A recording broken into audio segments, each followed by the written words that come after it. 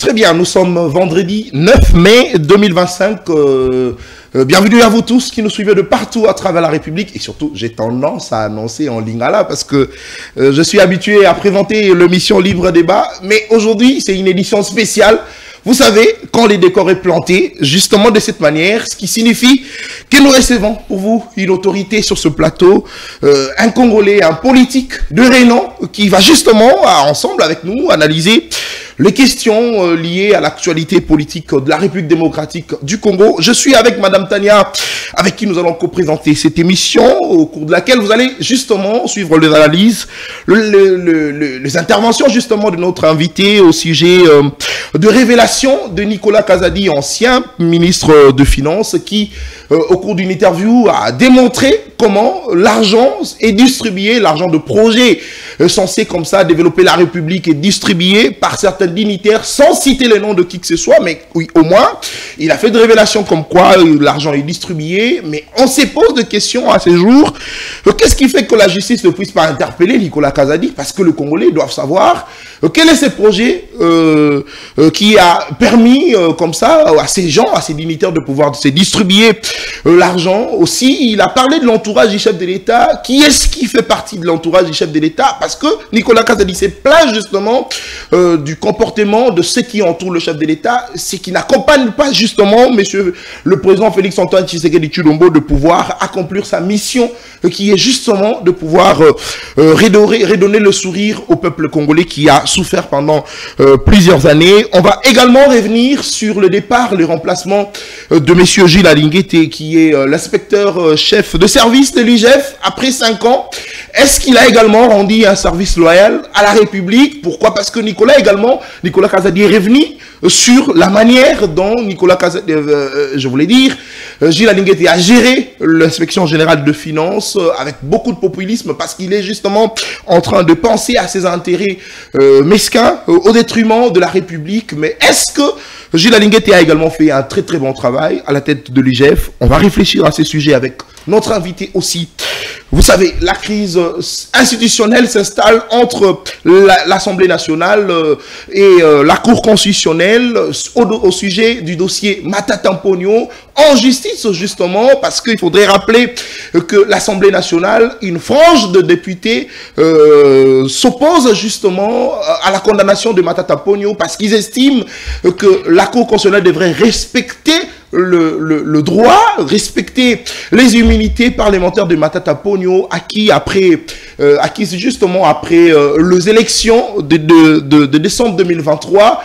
Le président de l'Assemblée nationale, Vital Kamerhe, rappelle également à l'ordre le président de la Cour constitutionnelle qui, lui, à son tour, pense que l'affaire est déjà prise en délibéré et Matata Ponyo pourrait être condamné selon justement la demande du ministère public qui souhaite à ce que Matata Ponyo soit condamné à 20 ans de servitude pénale. On se pose la question, est-ce qu'il faudrait l'intervention du chef de l'État qui est garant du bon fonctionnement des institutions pour que ce problème soit réglé conformément à la loi? On va penser également à réfléchir autour de l'insécurité à l'est de notre pays. Vous savez, le ministre de l'Intérieur a hier publié un communiqué où justement le gouvernement de notre pays est en train de s'inquiéter du comportement de l'AFC M23, le rebelle qui continue à tuer à l'est de la République démocratique du Congo. Pendant ce temps, il y a un processus qui se poursuit, un processus de paix justement, qui se poursuit à Doha. Nous sommes là au Qatar, mais aussi le cessez-le-feu immédiat et sans condition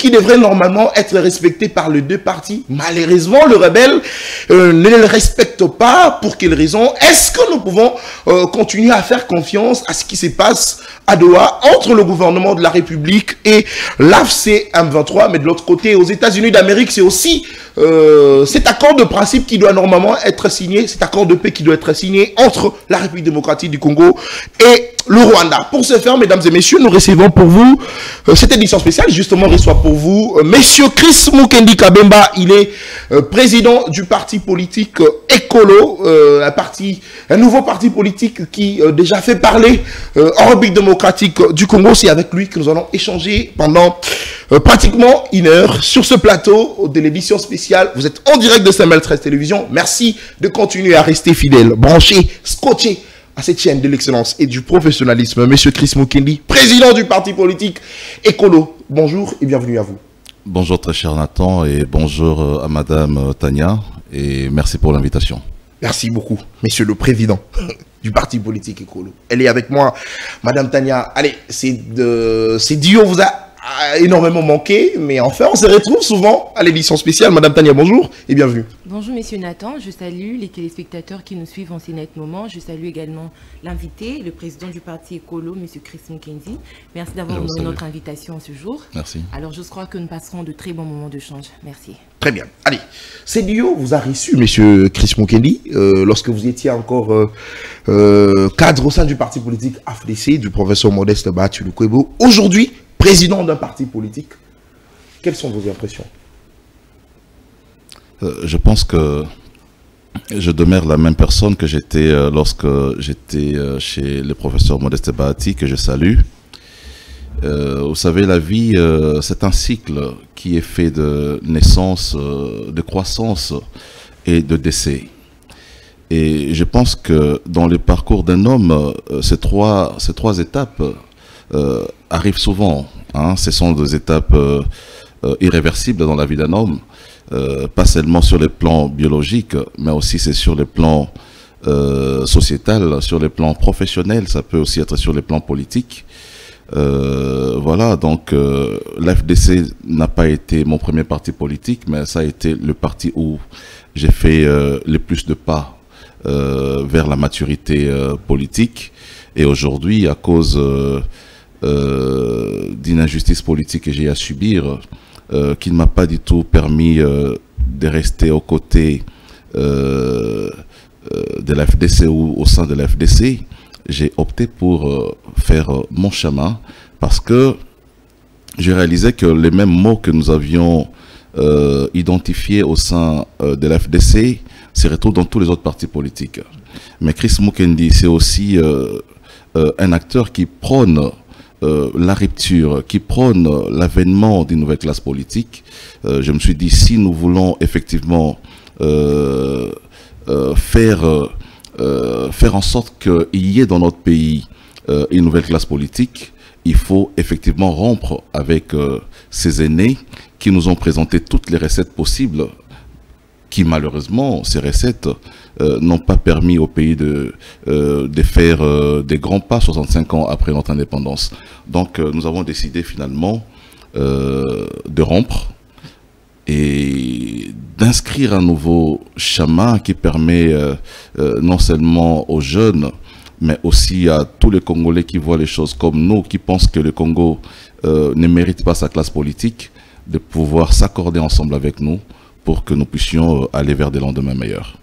Très bien. Et donc, nous aimerions aussi savoir à quel niveau écolo se démarque positivement, on va dire, des autres partis politiques. Écolo se démarque du fait qu'il est déjà constitué de vrais patriotes. Nous n'avons pas voulu mettre en place un parti composé des affairistes politiques. Parce que le vrai problème aujourd'hui dans notre pays, c'est que les gens s'amènent en politique avec des motivations qui ne sont pas du tout celles de pouvoir apporter les changements. La politique au Congo aujourd'hui, ce n'est pas une question de vocation. La politique au Congo aujourd'hui, ce n'est pas une question réservée à l'élite. Aujourd'hui, la politique, c'est comme un orchestre où tout celui qui pense qu'il peut mieux chanter peut venir exposer ses prouesses musicales. Alors que dans d'autres pays, la politique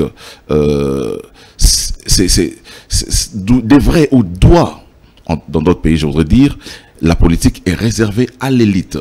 Et nous nous démarquons du fait que Écolo, c'est un parti politique, c'est vrai, qui est ouvert à la masse, mais dont la sélection des cadres tient compte des critères majeurs comme le sens du patriotisme.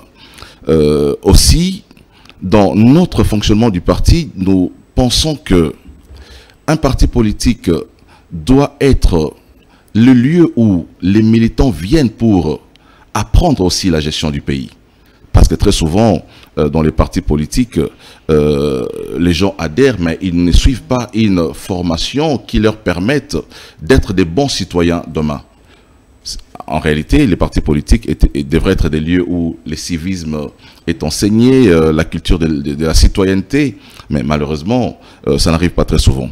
Mais aussi, dans notre manière de faire les choses, nous avons mis l'accent sur notre cheval de bataille à Ekolo, c'est la sécurité sociale.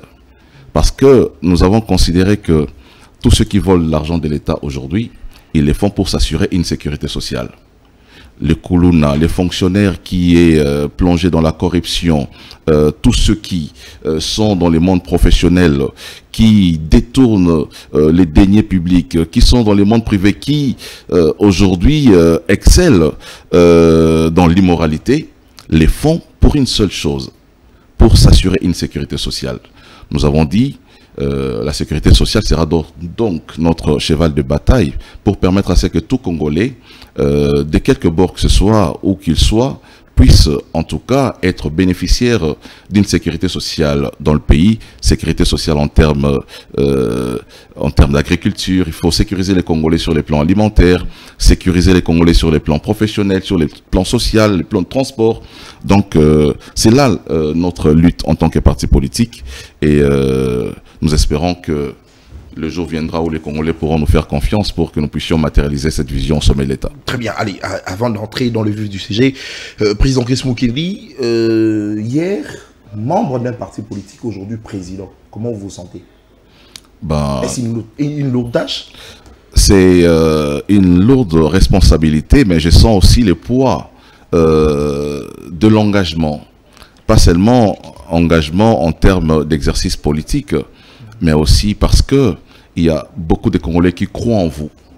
Lorsque vous devenez un repère, lorsque vous devenez un modèle, vous vous comportez plus comme un militant, vous vous comportez plus comme les communs des Congolais, ça vous façonne déjà. Hein, cette responsabilité vous façonne, mais aussi c'est un poids dans le sens de faire fonctionner une structure aussi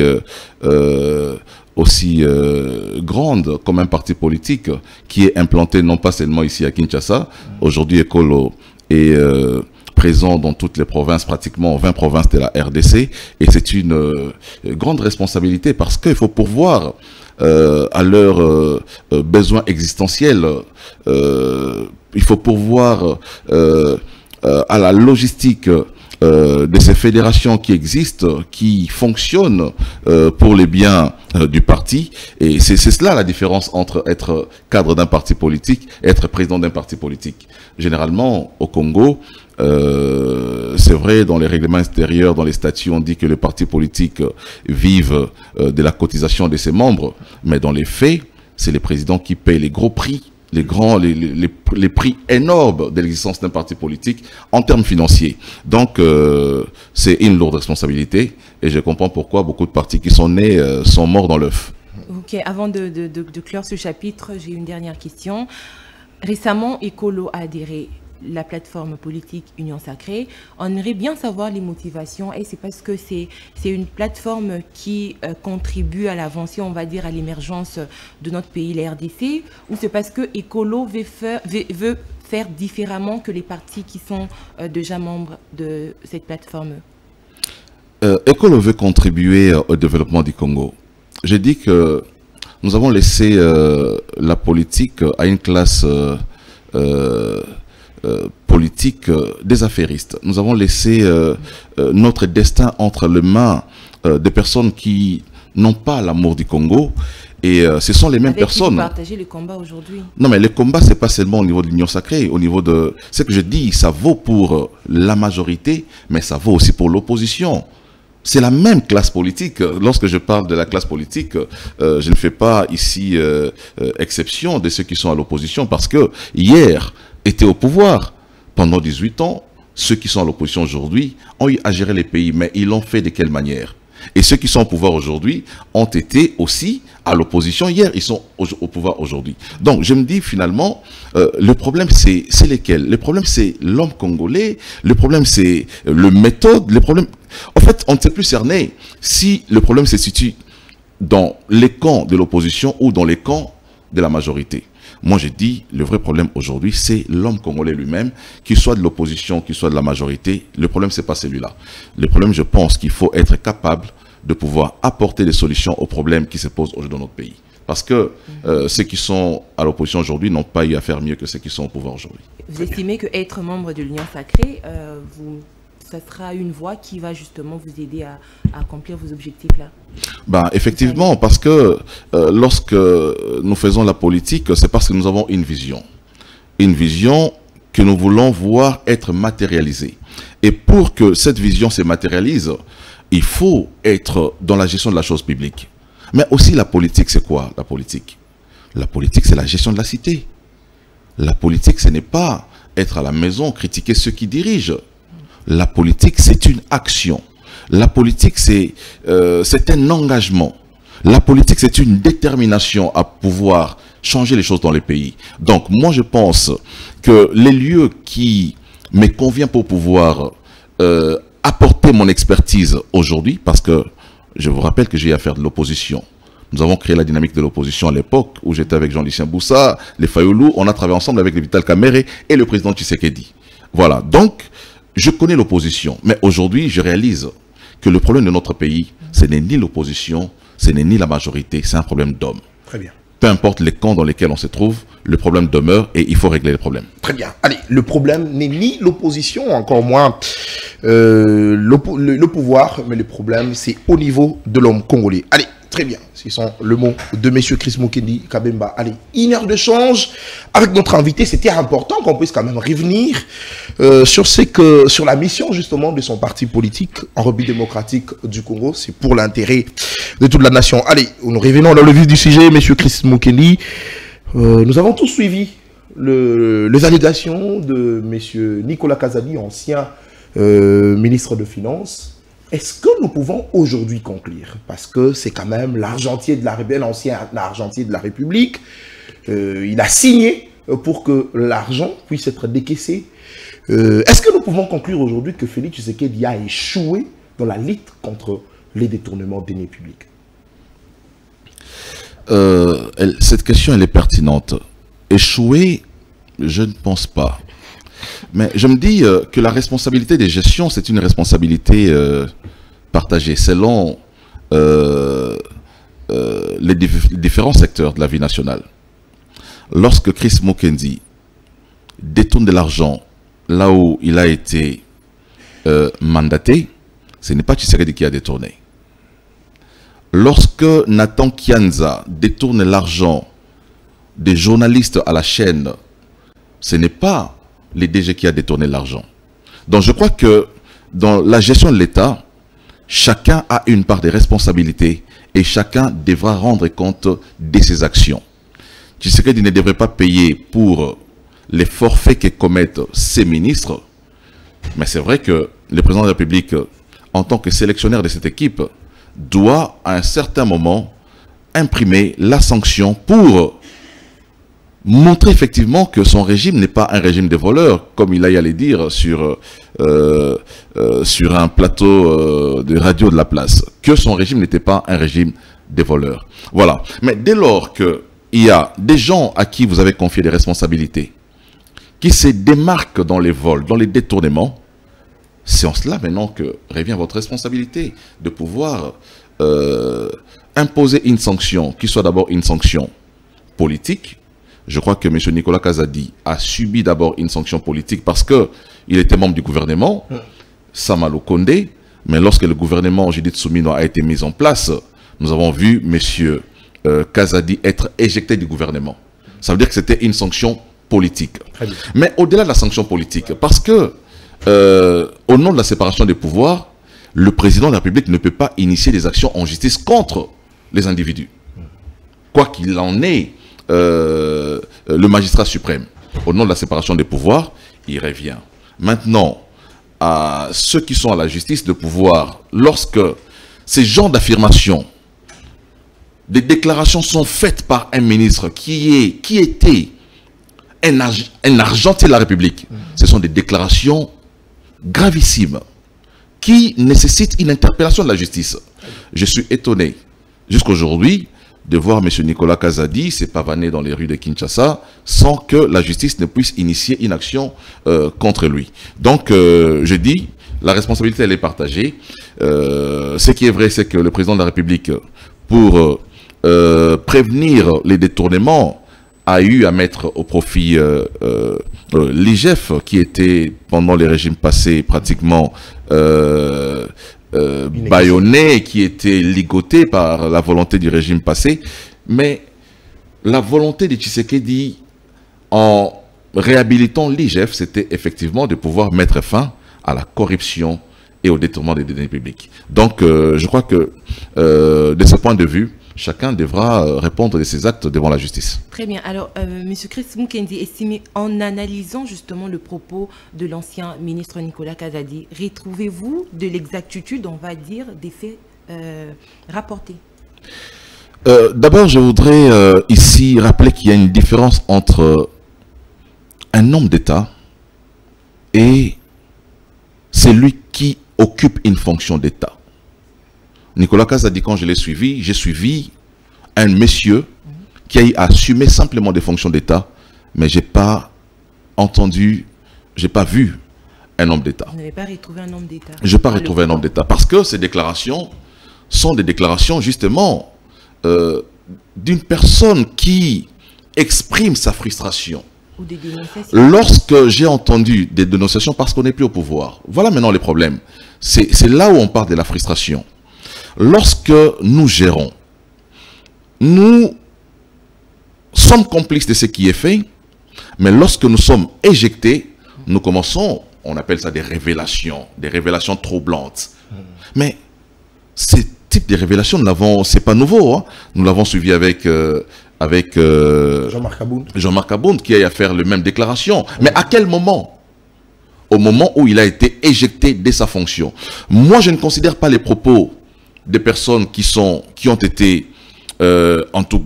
perdu la grâce présidentielle. Je ne considère pas les propos tenus par des personnes qui ont arrêté d'exercer des fonctions d'État, qui, pour exprimer leur frustration, maintenant, viennent étaler sur la place publique la mauvaise gestion, la mauvaise gouvernance, des malversations financières qui ont été opérées à leur époque. Mais si ces faits s'avèrent être vrais, j'ai dit, il revient maintenant à la justice de pouvoir faire son travail. Donc voilà, on a considéré que Jean-Marc Abound, en faisant ce genre de déclarations à l'époque, était des faux bruits. Si la justice considère que c'est un faux bruit, je pense que la justice devrait initier une action contre M. Nicolas Kazadi. Mais en analysant les différents projets présentés tout au long de ce mandat et les dires de l'ancien ministre, est-ce qu'il n'y a-t-il pas exactitude? Est-ce que ces propos ne corroborent pas la réalité? Non, j'ai dit ces propos ont été tenus dans un contexte où les messieurs expriment sa frustration. Je dis, ça peut être vrai, ces propos. Ça peut effectivement épouser tout ce qui a été décrié en termes de gestion, de malgestion ou en termes de mauvaise gouvernance. Je suis d'accord. Nous avons tous décrié. Mais lorsque M. Nicolas Kazadi vient faire ce genre de révélations, c'est quoi son rôle dans ce qui se passe? C'est là la vraie question qu'il faut qu'on se pose. On a dit ici, puisque vous le savez, M. Nicolas Kazadi a été interpellé au niveau de la justice pour les dossiers des forages et lampadaires, mais jusqu'à ce jour, il a été relâché, mais on ne voit pas des lampadaires dans la ville. Ou à travers le pays, on ne voit pas de forages. Donc, des déclarations comme ça sorties de la bouche d'un monsieur qui est en disgrâce avec, je crois que c'est vraiment une disgrâce avec le régime. Moi, je me dis, certifier ce genre de propos, il faut que la justice puisse établir la responsabilité de chacun et interpeller M. Nicolas Kazadi. Alors, M. Chris Mukendi, vous avez dit que le chef de l'État ne peut pas porter les chapeaux, il ne peut pas payer les prix, ça c'est vrai. Mais au moins, c'est lui qui tient quand même le conseil de ministres.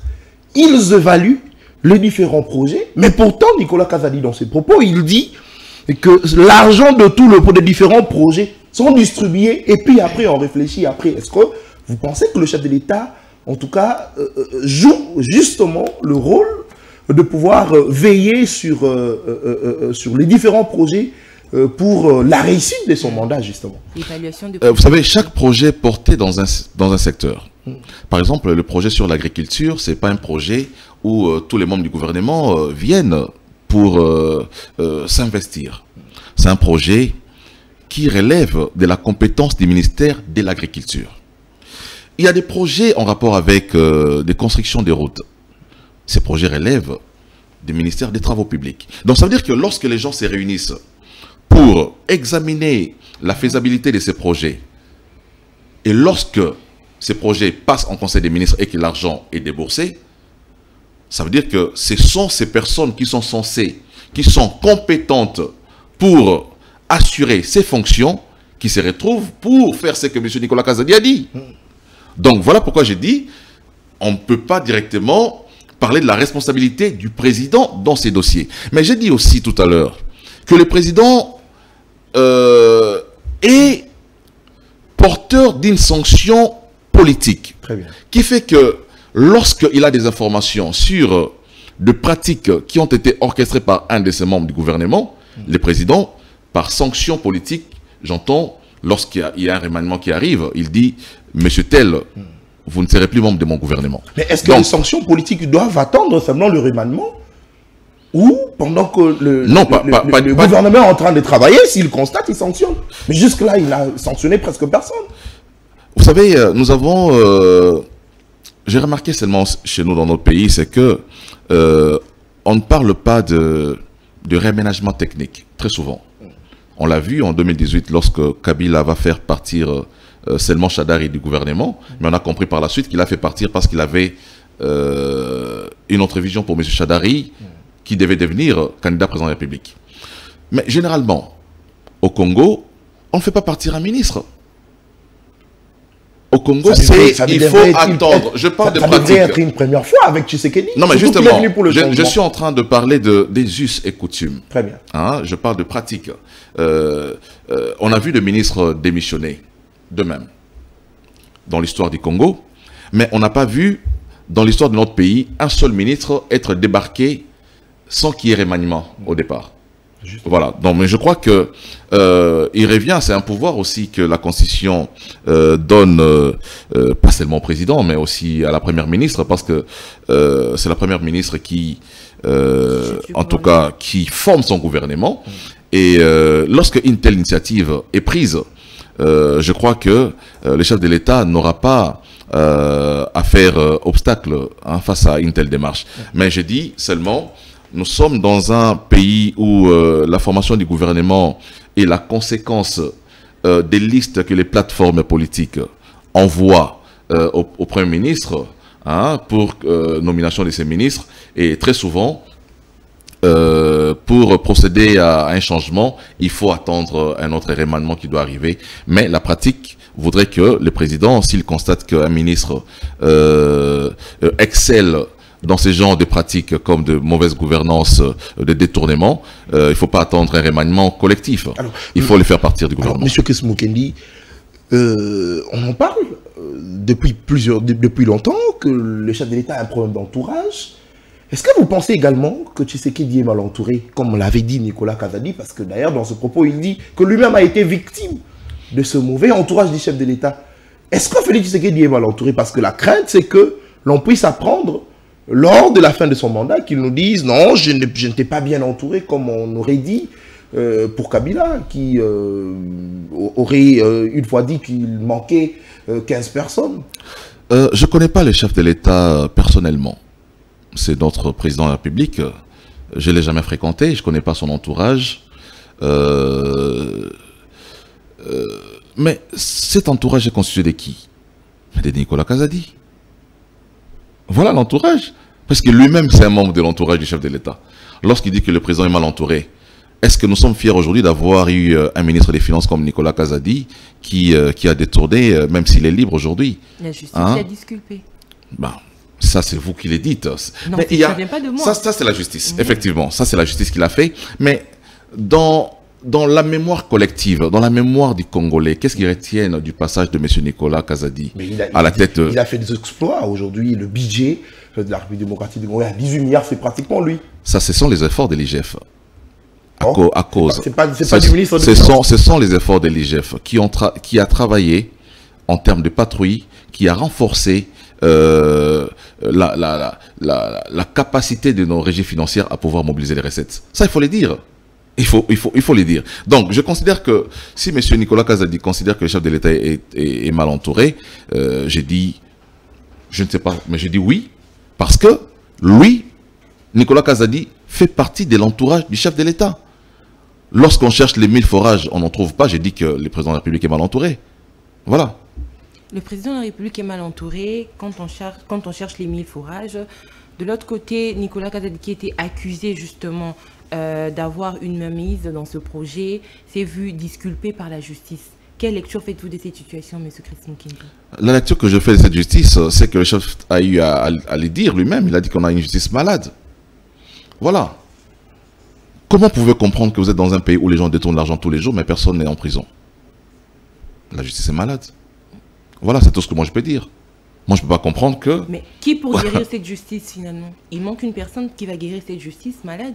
Non, mais il y a un ministre qui est un ministre de la Justice. Voilà. Donc, Nicolas Kazadi a raison de dire que le président serait mal entouré. Ses propos ne sont pas si faux que ça, on va dire. Non, je l'ai dit tout à l'heure.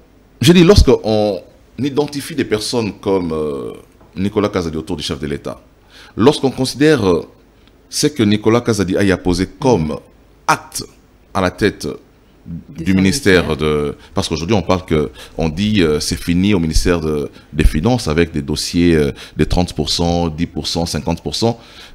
Ce qu'on entend, c'est comme si à l'époque de Nicolas Kazadi, c'était des pratiques qui étaient... des commissions qui étaient organisées. Voilà, donc, si je considère que Nicolas Kazadi est un membre proche du chef de l'État, et qu'il dit que le chef de l'État est mal entouré, je dis, il est lui-même déjà une réponse à ce qu'il est en train... C'est lui-même le chef de l'État ou on le fait à sa place? J'ai dit tout à l'heure que moi je ne connais pas le chef de l'État, je ne l'ai jamais fréquenté. Non, mais vous connaissez son entourage. Je ne connais pas son entourage. Je ne connais pas, moi je ne connais pas l'entourage. Je connais peut-être quelques collaborateurs du chef de l'État. Mais est-ce que les collaborateurs politiques constituent un entourage? C'est là la question qu'il faut se poser aussi. Parce que vous pouvez avoir un entourage qui n'a rien à voir avec la politique. Un entourage qui n'a rien à voir avec la gestion de la République. Moi j'ai des amis qui ne font pas la politique. Voilà, donc lorsqu'on dit que le chef de l'État est mal entouré, de qui parle-t-on? On parle de sa famille, on parle de ses amis, on parle de son parti politique. De qui on parle? Mais moi j'ai dit... Mais c'est qui l'accompagne dans la gestion de la chose publique. Mais justement, j'ai dit, ceux qui l'accompagnent, j'ai vu quelqu'un l'accompagner du type Nicolas Kazadi, que je considère, en tout cas, un Congolais de pas très bonne qualité, mais personnellement. Justement, dans la gestion de la chose publique qui forme l'entourage du chef de l'État. Je dis, moi je ne connais pas l'entourage du chef de l'État. Je le répète, je ne connais pas, je ne peux pas, s'il vous plaît, je ne peux pas ici affirmer des choses que je ne connais pas. Je connais le parti politique du chef de l'État. Je ne connais pas son entourage. Avec qui le président passe ses moments de détente, je ne connais pas. Avec qui le président partage ses déboires, je ne connais pas. Nicolas Kazadi connaît peut-être. Moi je ne connais pas. Qui est-ce qui se choisit son entourage? Je prends votre cas par exemple. Est-ce que c'est à vous de vous choisir un entourage ou c'est à l'entourage ou à vos amis de vous choisir vous? Le président, lorsque nous parlons de la gestion, le président n'a pas besoin d'un entourage. Le président a besoin des collaborateurs. Voilà pourquoi je disais il faut faire la différence entre l'entourage et les collaborateurs. Parce que forcément l'entourage n'est pas acteur dans la gestion de la République. Forcément. Moi, il y a des amis avec qui je partage mes moments de détente, mais qui ne sont pas dans la politique. Mais parce que lui parlait de projet, ça voudrait dire qu'il ne faisait pas allusion à des... Mais justement, quand on parle de projet, il y a des acteurs sectoriels. J'ai dit ici, par exemple, un projet en rapport avec la construction des routes. Nous avons un ministre des Travaux publics. Doit-on considérer ces ministres comme un entourage du chef de l'État ou comme collaborateurs, membres du gouvernement? C'est là la différence. Il faut commencer par établir la différence entre l'entourage et les collaborateurs dans le monde professionnel. Donc, lorsqu'on parle d'entourage, c'est toute personne qui peut être politique, peut être famille, peut être ami d'école, ami avec qui vous passez des moments de sport. Est-ce que ces personnes ont directement un lien sur la gestion de la République? Je ne pense pas. Donc, moi j'ai dit, le président, son entourage, moi je ne connais pas, mais je peux identifier des collaborateurs du chef de l'État qui ont été incompétents, ou je peux dire, monsieur le président, le ministre des Travaux publics, c'est un mauvais collaborateur, par exemple. Mais l'entourage du chef de l'État, moi je l'ignore complètement. Alors, messieurs, donc si je dois intervenir, ça sera pour parler des collaborateurs qui ont montré leurs faiblesses ou qui ont montré leurs limites dans la gestion. Je parlais de ceux qui occupent des fonctions d'État. Je ne parlais pas des personnes que j'ignore, que je considère comme un gouvernement parallèle.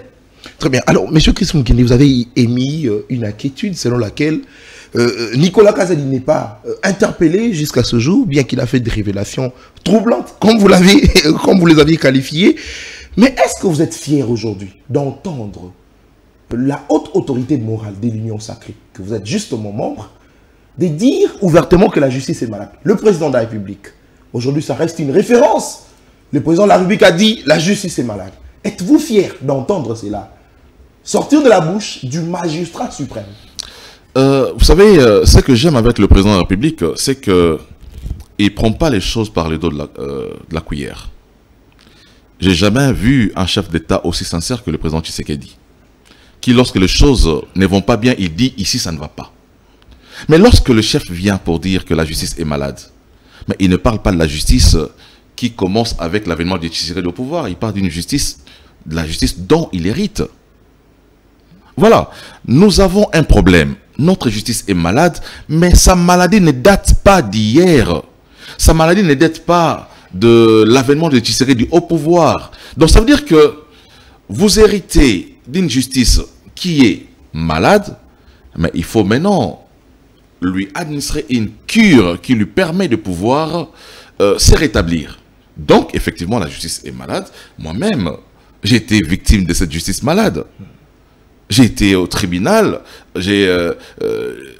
dans un procès dont, comment on appelle ça, la décision finale jusqu'à aujourd'hui n'a jamais été rendue. Le ministère public a émis un point de vue, on attend jusqu'à aujourd'hui, comment on appelle ça, la décision finale. La sentence. Je sais pas, la sentence, jusqu'à aujourd'hui ça ne vient pas. Ça fait plus de 3-4 mois. Voilà les éléments qui prouvent que la justice est malade. S'ils en diront, la justice reste malade, donc Tshisekedi ne va-t-il pas la guérir justement? Il faut une thérapie. Il reste pratiquement 3 ans. Il faut une thérapie de choc, mais je dis, le président travaille avec des collaborateurs, il a choisi un ministre de la Justice qui travaille. En 3 ans, va-t-il réussir cette mission? Mais est-ce que le Congo, il ne faut pas seulement parler en ce qui concerne la justice, est-ce que le Congo est capable de se relever en 3 ans? L'histoire du Congo ne doit pas être limitée au mandat de Tshisekedi. Lorsque vous dites 3 ans... C'est une évaluation. Justement, lorsque vous êtes en train de dire dans 3 ans, je crois que vous êtes en train de limiter l'action de la justice. Moi, je vois l'action de la justice au-delà du mandat de Tshisekedi. Je vois le Congo au-delà. Moi, je m'appelle, le parti que je dirige s'appelle Écolo. Ne s'appelle pas UDPS, ne s'appelle pas premier mandat du chef de l'État, deuxième mandat. Non, le parti s'appelle Écolo. Donc, j'ai dit, ça touche. La touche du chef de l'État passe par la sélection des acteurs qu'il désigne pour chaque secteur de la vie nationale. Pour la justice, il a désigné Constant Moutamba. Il revient à Constant Moutamba de faire de preuves selon la vision que le chef de l'État a dictée dans son programme.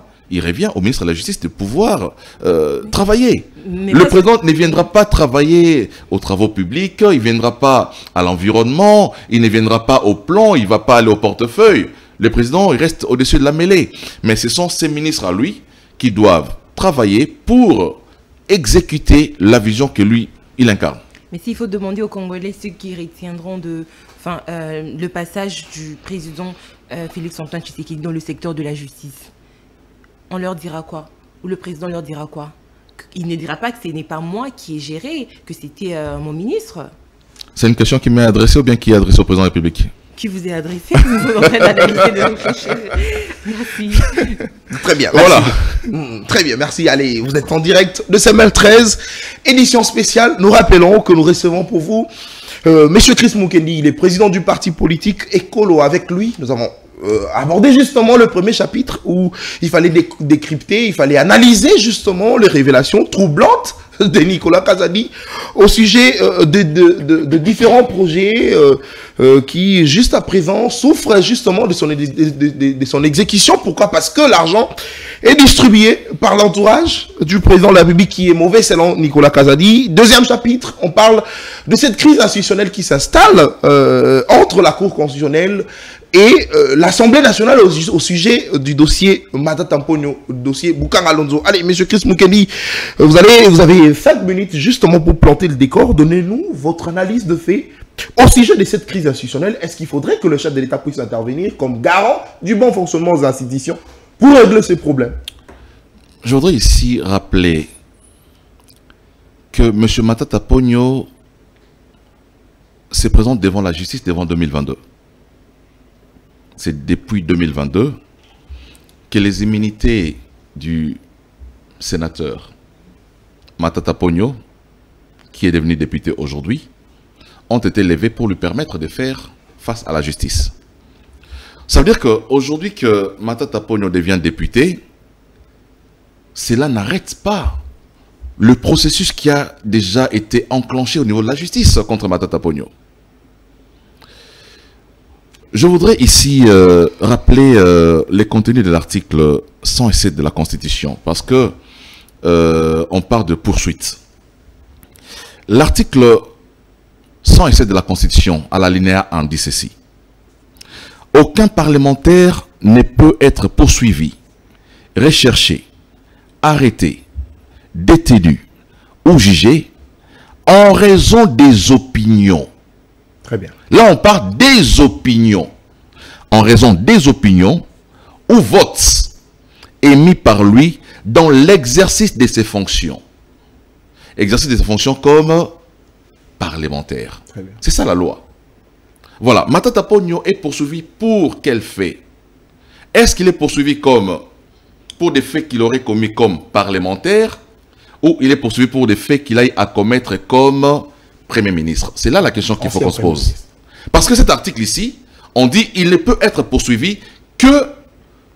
Il ne peut pas être poursuivi pour des opinions. Là, on ne parle pas d'opinion politique. On ne parle pas de vote. Ici, cet article qui est rappelé par l'Assemblée nationale parle des opinions. Parle du vote que Matata aurait émis comme parlementaire. Voilà déjà là où le débat est faussé. Donc, pour tout autre fait qui n'est pas opinion, là nous parlons du détournement. Nous parlons du dossier Bokanga Alonso. Est-ce le dossier Bokanga Alonso doit-il être considéré comme une opinion que Matata aurait exprimée en tant que parlementaire à l'Assemblée nationale? Non. Voilà. Donc cet article est très mal interprété. Les restes, ça gâche tout. Mais je me pose aussi la question. Je ne sais pas. C'est quoi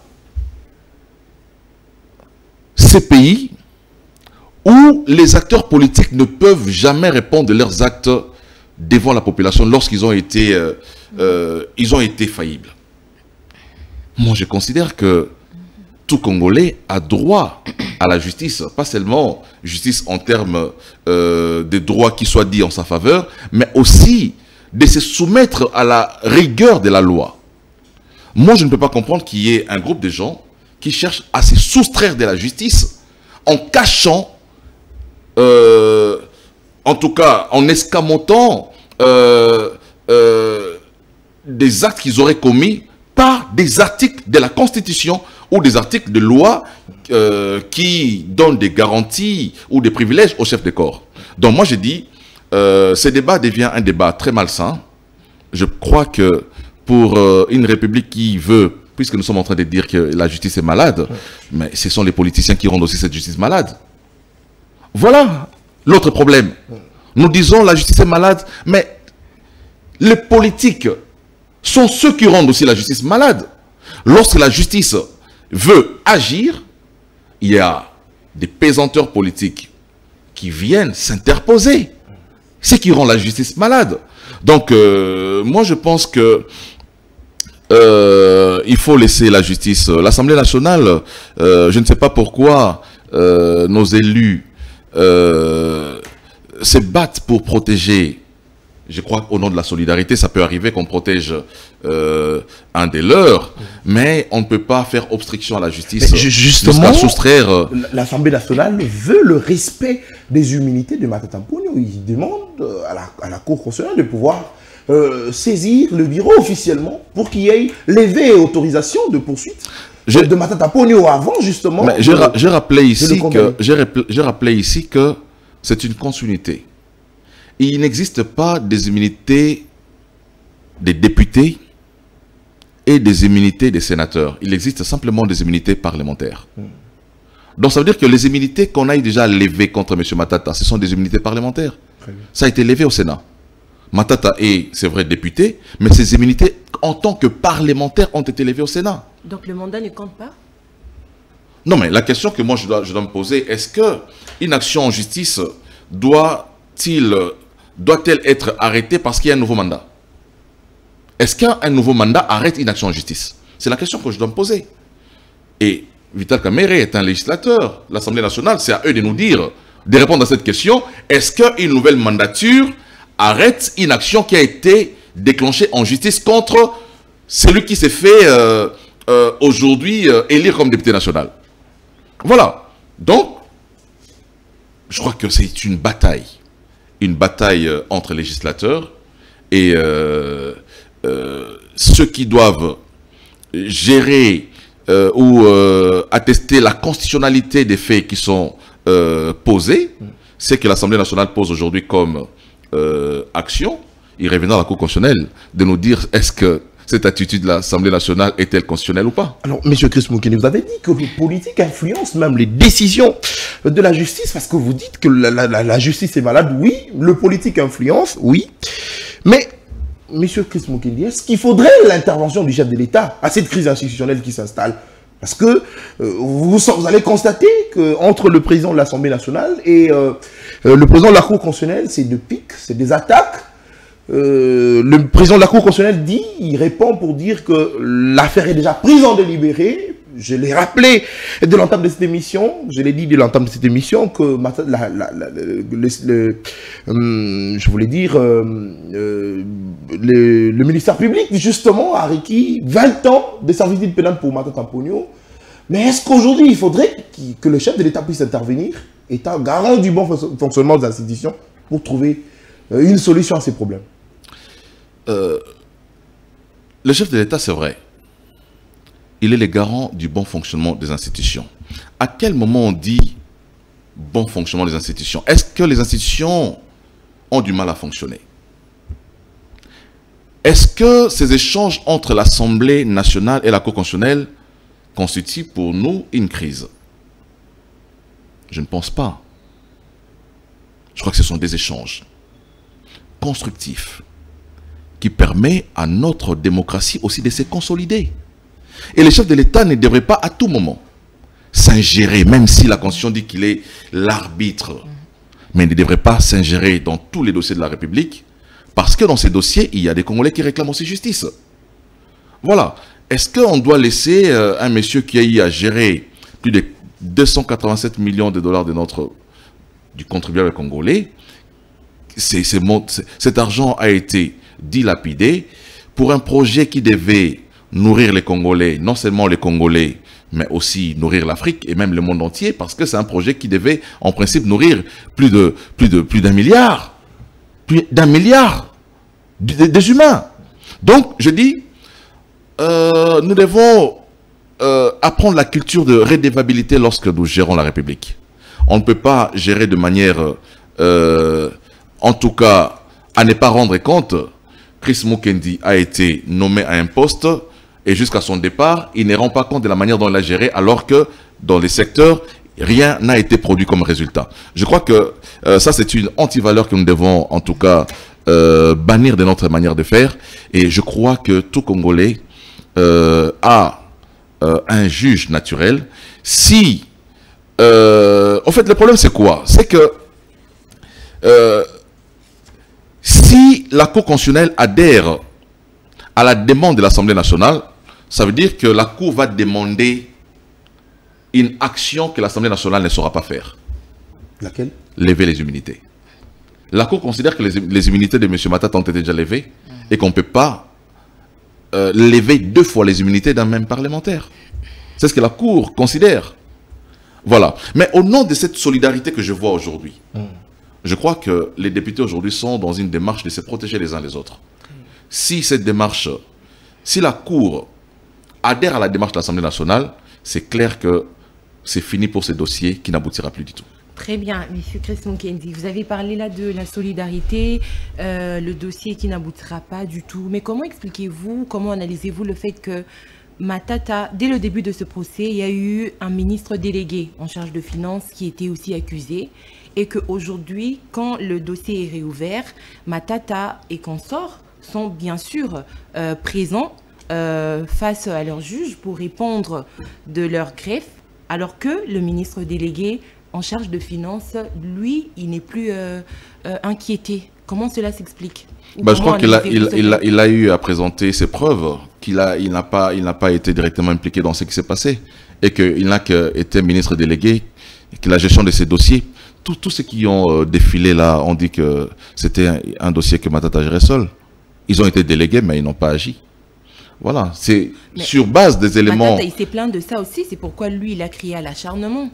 J'ai vu son ministre délégué de finances qui a été plus d'une fois devant la justice. Mais je crois que c'est au vu des éléments qu'il a apportés devant la justice. De l'Union sacrée, c'est ce que Matata déplore. Non, c'est simple. C'est simple de dire que quelqu'un n'est pas poursuivi parce qu'il est membre de l'Union sacrée. Ça, c'est simple. Et je crois que c'est un prétexte, tout simplement, qui voudrait diaboliser les régimes pour dire qu'il y a acharnement. Non, lorsque vous avez géré... il a présenté ses moyens de défense et les autres non. Parce qu'ils étaient tous inclus dans un même dossier. Mais ce procès a commencé depuis 2022, madame. Oui. Ce n'est pas un dossier nouveau. Matata, plusieurs fois, était devant la justice. Kitebe a été devant la justice. Je crois que même l'entrepreneur sud-africain était devant la justice aussi. Donc, moi, je maîtrise pas des dossiers judiciaires, mais je crois que lorsque la justice arrive à vous identifier comme l'acteur majeur, c'est parce qu'il a des éléments qui l'éprouvent. Donc voilà. Alors, M. Chris Mukendi, vous avez dit, Mme Tania a d'ailleurs dit que Matata se plaint du fait qu'il n'a pas adhéré à l'Union sacrée. Vous avez dit que c'est un prétexte, oui. Mais, M. Chris Mukendi, qui est celui-là de l'Union sacrée accusé, sous Félix Tshisekedi, accusé pour détournement, qui a fait la prison? Parce que, est-ce qu'on peut aussi donner raison à Matata Ponyo qui parle de l'acharnement? Pourquoi? Parce qu'il n'est pas membre de l'Union sacrée. Je voudrais ici citer plusieurs dossiers, notamment le dossier Son Jour, où on a vu les accusés être libérés.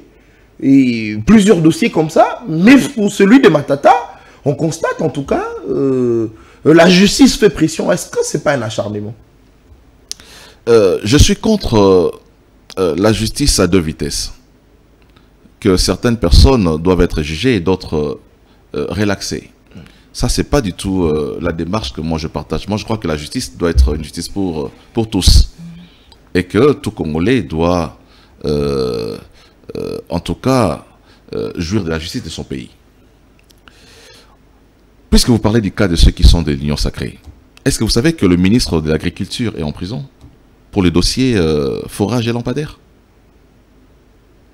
Monsieur Robota. Sur les dossiers, Nicolas Kazadi. Je ne prends qu'un exemple. Il est en prison pour ces dossiers. Donc, ici, il ne faut pas dire que lorsqu'on est de l'Union sacrée, on est un ange. Et lorsque vous êtes de l'opposition, vous êtes un démon. Pas du tout. Moi, je suis pour une justice équitable pour tout le monde. S'il s'avère que M. Matata Ponyo est impliqué dans le débâcle de Boukangalonzo et qu'il faut qu'il soit devant la justice, que la justice fasse son travail. Donc voilà, je ne suis pas là pour sanctifier les uns et pour, en tout cas, diaboliser les autres. Moi, je crois qu'une république... Si j'ai bonne mémoire, M. Kesmoukini, François Robota n'a pas été condamné pour le dossier forage et lampadaire. Mais c'est pour quel dossier? Il est en prison. Il est en prison, il est condamné. Mais le même dossier, mais pas forcément pour forage et lampadaire. Non, c'est pour ce dossier. C'est pour le dossier forage et lampadaire.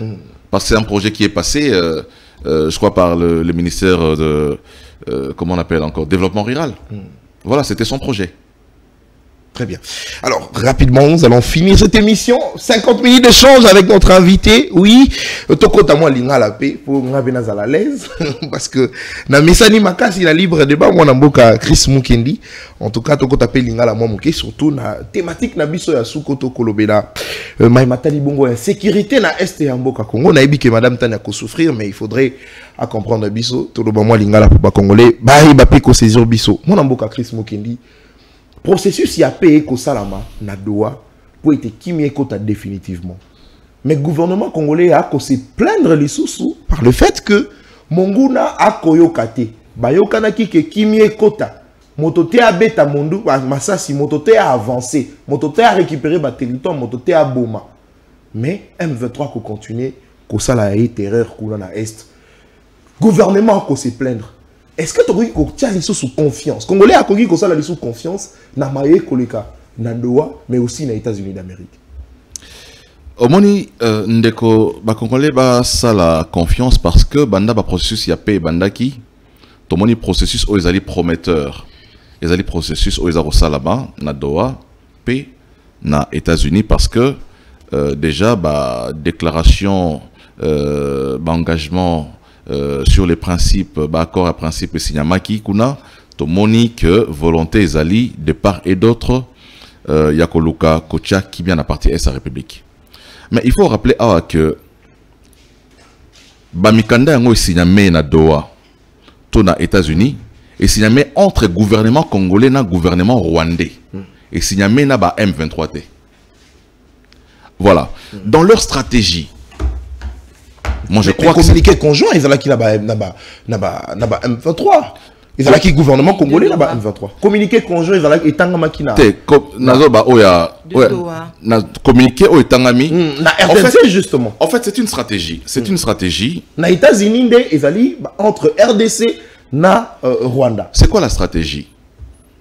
La stratégie, c'est de permettre au Rwanda. Comme Rwanda le toujours que Mamozo Salamakuna et Zangaïte et Zamangamba congolais, il ne faudrait pas que Rwanda a même Mokumba et Makambo congolais. Qui n'ont pas souka rolobata on souya repèse soutien militaire et tout ça boy. Mais il faut amera relaxa na moké kazali na lien moko direct na ba congolais bazali ko sala mabe na kata est de la République. Yango tangu ya Rwanda ko signer cessation à paix, bato batikali mosusu baza ko continuer ça mobile pour na biso tozana Rwanda te. En fait, c'est une démarche, c'est une stratégie pour montrer à la communauté internationale qu'au-delà du conflit régional entre la RDC et le Rwanda, il y a un conflit en interne entre Congolais. Et que ce conflit ne pourra être réglé qu'entre Congolais. Donc, la démarche aujourd'hui, c'est la démarche on a mis balé. Il y a le Kimia dans les pays voisins, mais le Kimia en interne avec Ndekonabiso Oyo se rebeller contre la République. Donc, comme je l'ai dit, je crois que c'est une stratégie. Il y a des gens qui ont dit tout ça dépend de la Rwanda. Mais aussi na Rwanda kuna etali bisote. Biso za bataka gamete. Nanga se ndoka za mutaka gamete. Agir comme ça montre que Makambo Rwanda za ko signer kuna etali biso AFCT, etali biso M23T. Donc c'est un peu ça la démarche que je considère comme une stratégie de guerre pour que pendant la négociation que le Congo ne négocie pas seulement avec le Rwanda, que le Congo négocie aussi avec les gens que le Rwanda est en train d'armer. Pour base dans la moi, elle va brosser la copte. Au bout de la commissionnaire binom balé, mais motola motola na ndengenae. Nous avons besoin équipe binom balé. Mais na message ma solo non non, hier la cop na ndengenae, ngana cop na ndengenae. Parce que dans les négociations, chaque partie voudrait avoir une part. Donc c'est une stratégie de guerre, stratégie de négociation, qui fait que les gens n'iront pas toujours tous ensemble sous les mêmes manteaux du Rwanda. Certains voudraient vous faire croire effectivement qu'ils sont indépendants du Rwanda et qu'ils n'entretiennent aucun lien direct avec le Rwanda. Très bien. Alors finalement, il y a eu une négociation entre la RDC et le Rwanda. Finalement, des accords seront signés entre ces deux pays. Mais en quoi pouvons-nous dire que c'est une solution salvatrice qui va ramener une paix durable du moment où on tourne encore autour des accords? Je crois que C'est une évolution parce que le Rwanda négocie sous les coups des sanctions. Depuis toujours, le Rwanda a négocié par l'entremise de M23, l'entremise CNDP, tout ça, le Rwanda négocié. Mais le Rwanda n'était pas sous les coups des sanctions au niveau international. Aujourd'hui, le Rwanda négocie alors qu'il y a des sanctions contre lui. Je pense que ces sanctions influencent positivement les négociations. Donc, moi, je crois que ce n'est pas comme à l'époque. Hein, mais aussi, le fait que les États-Unis se soient directement impliqués dans ce qui se passe, mais aussi, il faut relever que le partenariat que le Congo signe avec les États-Unis, c'est un partenariat qui menace effectivement le Rwanda, qui ne voudra pas entrer en guerre avec les États-Unis d'Amérique. À quel niveau les Rwandais s'y voient être menacés dans ce partenariat RDC-Washington? Non, mais parce que les États-Unis vont sécuriser la partie est de la République. Je ne vois pas le Rwanda... Mais aujourd'hui, c'est un trio. La RDC, le Rwanda et les États-Unis. Donc, on pourrait dire que le Rwanda est en train de sortir d'ailleurs bénéficiaire, lui qui est le pays qui agresse le Congo. Mais pourquoi vous parlez des bénéficiaires comme le Rwanda, mais vous ne parlez pas du Congo bénéficiaire de la paix? Parce que c'est le Rwanda qui agresse le Congo. Non, le problème va au-delà du Congo. Le problème va... ce n'est plus un conflit entre deux États seulement. Parce que, comme vous le savez à l'époque, nous avons toujours dénoncé que le Rwanda n'était qu'une marionnette des pays, des États-Unis, des multinationales, de la Belgique, de la France. Voilà. Ce qui change la donne aujourd'hui, c'est que vous négociez directement avec celui qui a envoyé son garçon de course. Le Rwanda agissait en tant que garçon de course. Aujourd'hui, le Congo est en train de négocier avec celui qui a envoyé le Rwanda. Mais le garçon de course n'est pas exclu. Il est encore dans le marché. Non, mais il doit être là parce que vous êtes obligé de... Vous savez, vous n'avez peut-être pas... Je ne sais pas si vous avez déjà été à l'Est de la République, à Goma par exemple. Oui, j'ai fait Goma et Bukavu. Voilà, vous savez comment les relations entre les peuples se passent à Goma, sur le plan du commerce, sur le plan économique. Il y a des Congolais qui viennent travailler à Goma, mais qui vont dormir au Rwanda. Ça, c'est un fait qui doit être pris en compte dans les négociations. Il y a beaucoup de Rwandais qui habitent à Kigali, il y a des Congolais qui habitent à Gisenyi. Il y a beaucoup de chantiers au Congo, dans la partie est de la République, qui engagent beaucoup plus le Rwandais que le Congolais parce qu'ils considèrent que certains Congolais, dans les chantiers, ils volent les sacs de ciment, ils volent les barres de fer, tout ça. Ils préfèrent parfois les Rwandais parce qu'ils considèrent que le Rwandais ne vole pas. Donc, il n'y a pratiquement pas de frontières entre le Congo et le Rwanda du côté est de la République. Donc, dans les négociations que nous sommes en train de faire, il faut trouver un mécanisme de vivre ensemble aussi. Pas seulement de mettre fin à la guerre, d'instaurer la paix, mais au-delà de la paix, il y a des intérêts économiques entre les deux pays, pas seulement les deux pays, mais entre tous les pays voisins qui font partie de la CIRGL. Voilà un peu.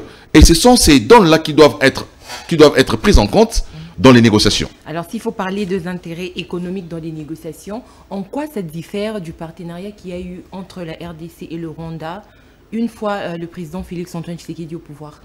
Je l'ai dit... il y a eu un partenariat. Je l'ai dit. Qui s'est soldé en échec après. Et aujourd'hui, dans les négociations, on nous ramène encore à des accords qui vont aboutir à un partenariat. Non, mais, en quoi ça diffère? Mais justement, ces accords ont été suspendus par les Congo pour faire pression au Rwanda. C'était... Je dis, ce que les États-Unis décident aujourd'hui sur des relations entre la RDC et le Rwanda, c'est quelque chose qui a déjà existé. C'est nous, le Congo, qui avons suspendu ces accords. Donc, je crois que le Congo est dans une démarche de réhabiliter une relation bilatérale entre un voisin, une relation qui a déjà existé, et ce n'est pas du tout nouveau.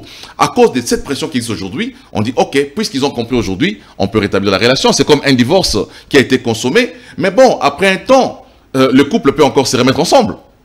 C'est ça la relation entre les États. On ne peut pas y échapper. Un État qui est dans sa casquette là d'agresseur. C'est ça la nuance en fait. Non, mais après les négociations, ils ne continuent pas à porter la casquette d'agresseur. Vous savez, les relations que la France a connues avec l'Allemagne, aujourd'hui, ce sont les grands amis du monde entier. Le Congo et le Rwanda sont obligés de coopérer et de vivre ensemble. On aurait peut-être souhaité l'option militaire, mais nous avons vu que nous n'en sommes pas encore capables jusque-là de pouvoir déclarer la guerre au Rwanda et de nous imposer militairement. Ce qu'on n'a pas pu avoir par les armes, on peut l'avoir par la diplomatie, par la négociation. Voilà. Donc, la négociation, en termes de diplomatie, c'est aussi une guerre qu'il faut remporter. Si le Congo remporte cette guerre-là diplomatiquement, ben, ça vaut pour tout le monde. Donc une paix par la voie diplomatique Ben, est possible, ben sans, c'est possible. forcément prendre des C'est armes. possible. C'est possible. Et tout le monde a signé que c'était possible. Comment croire qu'il n'y aura plus menace? Comment faire confiance justement à ces États En fait, ces relations ne sont pas des relations de naïveté. Hein? On ne vient pas comme des naïfs. C'est un accord. Mais lorsque ça ne marche pas, qu'est-ce que vous faites? Vous réconsidérez tout ce qui a été fait. Mais je crois aujourd'hui, les crédits, c'est que ce sont les États-Unis qui pilotent ce qui se passe. Le crédit, c'est que les communiqués qui ont été signés par les deux parties montrent bien la volonté qui existe, qui anime les deux parties à vouloir aller vers la paix définitive. Donc, nous nous inscrivons dans cette démarche-là et nous souhaitons pour nos frères de l'Est que la paix revienne. Alors, moi, Namboka, deux petites questions pour aussi cette émission, parce que tu as commis Souka. Est-ce que tu as dit que Félix Tshisekedi a teki minéré na biso, akabi mabeli na biso, akabi mai na biso, akabi zamba na biso pour na kimia? La première des choses qu'il faut relever ici, c'est que aucun accord n'est signé. Et là, liboso loba a ezali que kino mokolo lelo to vandi dans la plateau télévision a accord atamoko signamete entre le Congo na Rwanda. Accord atamoko et signamete. Yami Balé. Est-ce que qu'on signé accord pour la exploitation de minerai à Congo? Yango de ezali côté Kamboka. Selon compréhension batomoso bazaba que non tote kimboka. Contrat oyo Congo ba signé na Chine oya Sikomine avec des entreprises. Et ça contrat ni. Ezali que bande konabiso il y a des entreprises chinoises baza ko exploiter ba minerai na partie Songoloto Pakala la République démocratique du Congo pendant une période donnée. En contrepartie, ils font quoi? En contrepartie, Bakotonga. C'était ça, le projet Sikomine. Moi, je pense que, je l'ai toujours dit, que le Congo est qu'on s'est développé jamais na budget na biso à 16 milliards de dollars, budget na biso à combien 40 milliards de dollars, on s'est développé na biloko wanate. On s'est développé par la coopération économique avec Bamboka o Balgiba, bazan a besoin de matières premières tout ça dans le Congo, option ça langue et l'autre côté. Bomengo o nzamba pesi biso ezali pour permettre le Congo et se développer. Mais ceux qui ont joué yango bomengo yango lobi, ok, les Américains, nous avons du coltan ici. Biso dans une industrie qui travaille à coltan, boya exploiter coltan awa, beau implanter entreprise nabino awa, entreprise yango européenne Mosala na 20 000 Congolais na partie de sa République, entreprise yango ekosala que nini industrie et salama na Congo, entreprise yango ekosala que croissance na biso ezala et matali susu et pe ça peut emploi na ba Congolais. Yango ne kote kamboka. Donc si vous considérez que yango ne kote kamboka, moi je dis moi j'adhère à cette démarche-là. Parce que le Congo doit se développer à travers la coopération. On doit adhérer à la démarche à côté Kamboka. Nabi, ils ont côté Kamboka. Bien on besoin de côté Kamboka. Mais ils ont échange commercial. Les pays se développent comme ça. Tolobinetti, bon, la France a besoin, il y a lithium nabiso. Ok, to sololi. To certifier d'abord la valeur à lithium nabiso. Valeur non, je sais combien. To certifier et ça lit, par exemple. 100 milliards de dollars. Ok, na 100 milliards de dollars, oyo, biso de en France, boche la biso, ba chemin de fer, boche la biso, ba train, boche la biso, ba barrage électrique, boche la biso, ba nzela, oyo, permettre de se développer. Est-ce que le Congo aura gagné ou le Congo aura perdu? Parce que, en gardant vos richesses dans le sous-sol là, qu'est-ce que vous en faites? Sur le plan de développement? Rien du tout. Très bien. Mais ces pays-là ont besoin. Le Congo n'a pas besoin d'uranium aujourd'hui. Nous avons de l'uranium ici. Est-ce que nous en avons besoin? Pour l'unité. Pour l'unité qu'on forme, qu'on tinde à péban na biso, ba kende ko tanga na ba kelasi wana ya minene. Mais vous savez, transformer uranium pour épaiser le coquillage. Avant d'en arriver. Avant d'en arriver. Mm. Rassurez-vous que le Congolais mange déjà à sa faim. avant d'en arriver... Les Congolais mangent à sa faim. Non, j'ai dit avant d'en arriver, rassurez-vous que tous les Congolais ont quelque chose à manger. Avant d'arriver... En fait, tu as été à l'école comme moi, tu connais la pyramide d'Abraham Maslow. Lorsque les besoins physiologiques ne sont pas encore rencontrés, vous allez chercher des besoins qui sont... Vous cherchez les nucléaires pour faire quoi? Très bien. Les Congolais aujourd'hui peuvent se permettre d'aller développer la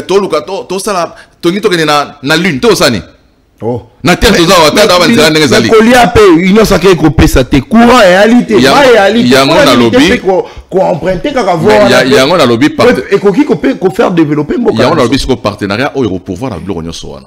Na Paul Kagame o respecta kaba pour accorder. Je parle des accords avec les États-Unis, je parle des accords avec d'autres pays. J'ai dit c'est une démarche. Moi j'ai dit c'est pas seulement avec le Rwanda. Le Congo ne conclut pas seulement avec le Rwanda. Le Congo peut conclure avec le Rwanda pour 2-3 minéraux, mais le Congo a combien de minéraux? Voilà, donc j'ai dit, la richesse que Dieu a donnée à notre pays, c'est une richesse où ils ont possibilité à se développer. Toujours les pays, nous sommes un pays potentiellement riche, mais pour traduire cette richesse en une réalité, il faut de la coopération avec ceux qui ont besoin de vos minéraux, ceux qui ont besoin de vos ressources là, mais en contrepartie, il vous donnera les développements. Très bien, merci beaucoup. Allez, tout en rappelant que mon amboka François Roubot a qui condamné pour un conflit d'intérêt dans le dossier forage de lampadaire et non pour un détournement.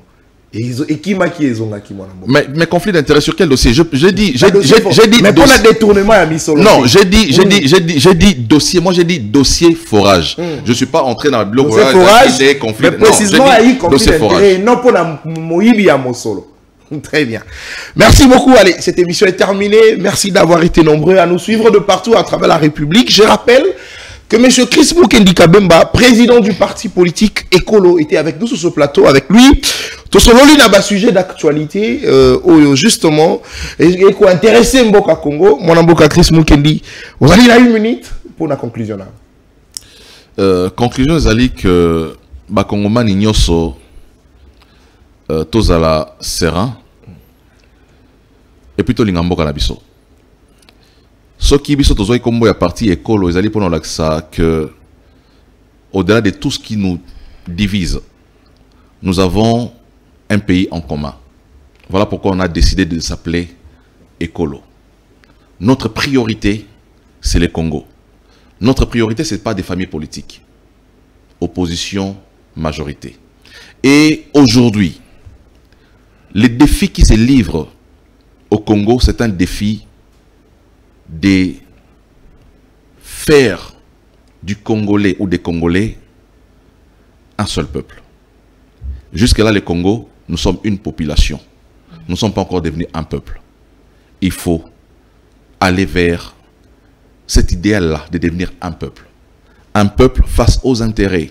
Yamboka Naé, il parle le même langage.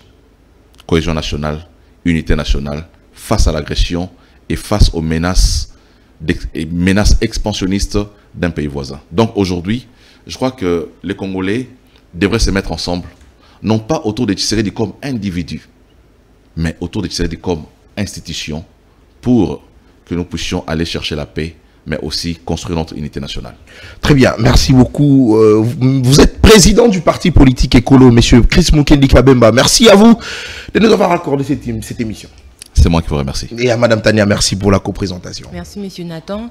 Merci président Chris pour vos différentes analyses. Merci à vous également de nous avoir suivis. Merci beaucoup. Très bien. Allez, on a profité de bois Kalibanga, na assistante, il y a président Chris Mukendi. Bien qu'au bois qui était. ça allait quand même l'honorer. Allez, voilà. Madame, je vous salue où vous nous suivez. Et puis, na dédié émission na Mwanamboka Jean-Ville Mukuna, Wazali Bongo assistant principal, il y a Mwanamboka le président Chris Mukendi, justement à Sali Aming a concourir pour Toyeba Bongo Kozwa président Chris Mukendi na émission, surtout na agenda nae tellement surchargé, mais Mwanamboka Jean-Ville Mukuna Sali de son mieux pour convaincre la région d'Abisso sur ce plateau. Merci na Mwanamboka Jean-Ville Mukuna aussi. J'ai dédié cette émission à mon grand frère Jean-Thierry Monsenepo qui est PCA de l'entreprise Kobil. Le plateau est réservé pour vous, je pense. Après l'émission Chris Mukendi, vous serez le bienvenu ici à l'édition spéciale CML Stress Télévision. Allez, cette émission est terminée. On se retrouve, je crois bien, la semaine prochaine avec le même plaisir. Au revoir.